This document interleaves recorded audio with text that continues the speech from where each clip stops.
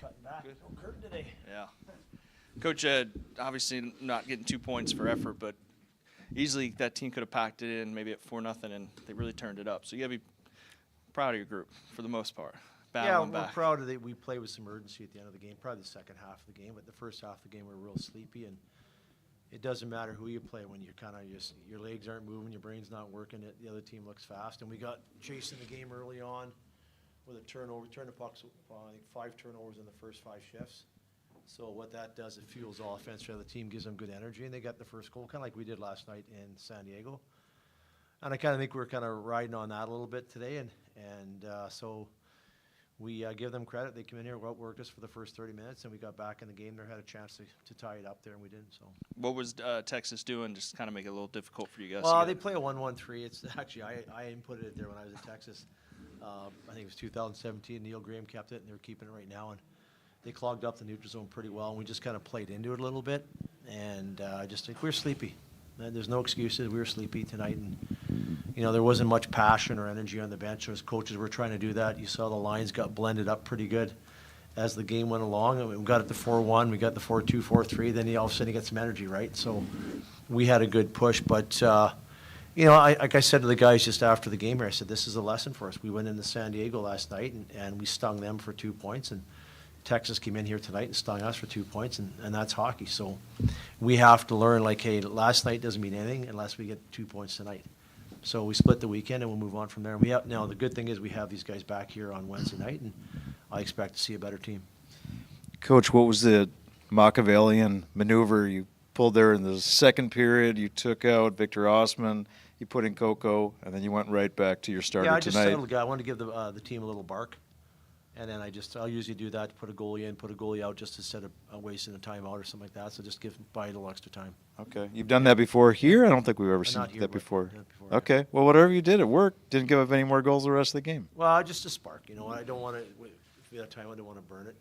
And just to let Austin, here we're going there, just let the guys say, hey, guys, start playing for a goalie in front of us, which we didn't early on. And then as the game went along, we did. We got through the 5-on-3 kills, and then we were much better. We had some urgency to our game, which we didn't have a lot of that, or a lot of life in our team. So I was trying to get a little bit of life into our group. So it had nothing to do with the goalies. Good to see you talking to him. Did you say to him, be ready, that you're going right back in? I told Coco, I said, hey, you're going in for a shift, you're coming back out, and Austy's going to go back in. Yeah. Yeah. Just trying to slow the game down and just trying to give our guys a little boost. Shot of adrenaline. Good. Thanks, Coach. Thanks, guys.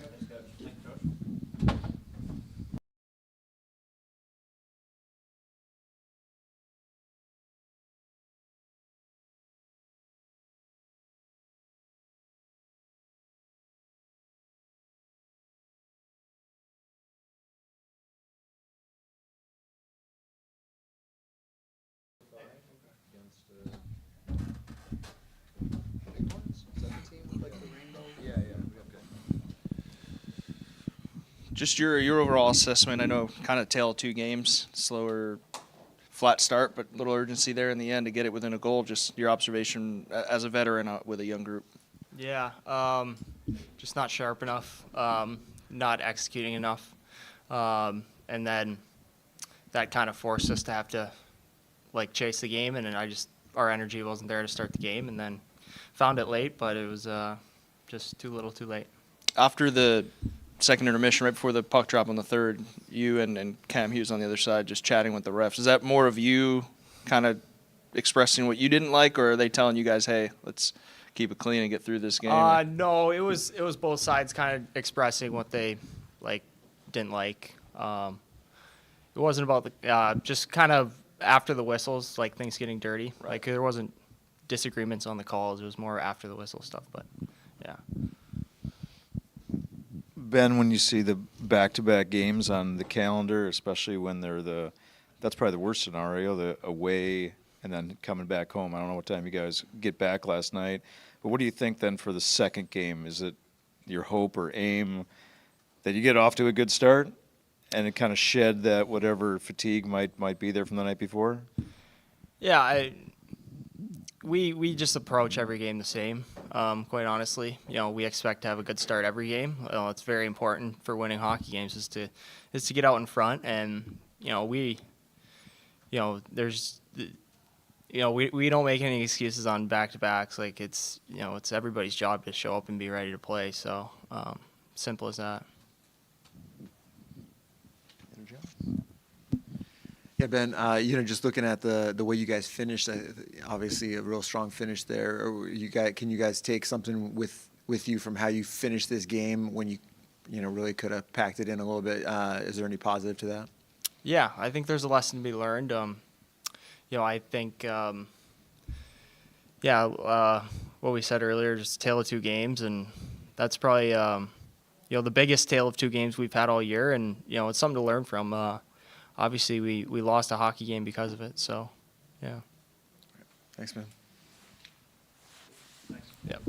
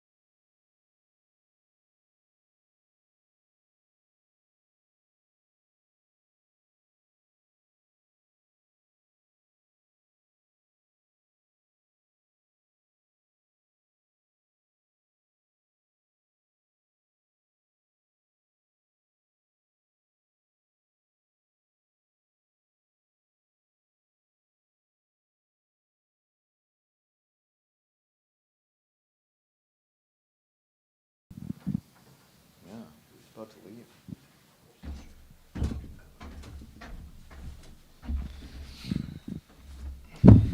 John, I think it was a couple of weeks ago. I asked Coach, it was a Firebirds loss. I said something. What'd you say to the team? He said, I don't talk to the team after a loss. I don't know if he did tonight, and if he didn't, if it's incumbent perhaps upon you to say something to your teammates after that. I think there are a lot of positives to take away from the night. It'd be easy tonight to just focus on the rough start, but the will at the end is critical for us to embrace throughout the rest of the season and playoffs. Good teams find a way to claw back. So I think that's a big part of my focus with the guys. But yeah, we shouldn't have slow starts. There's no excuse for that.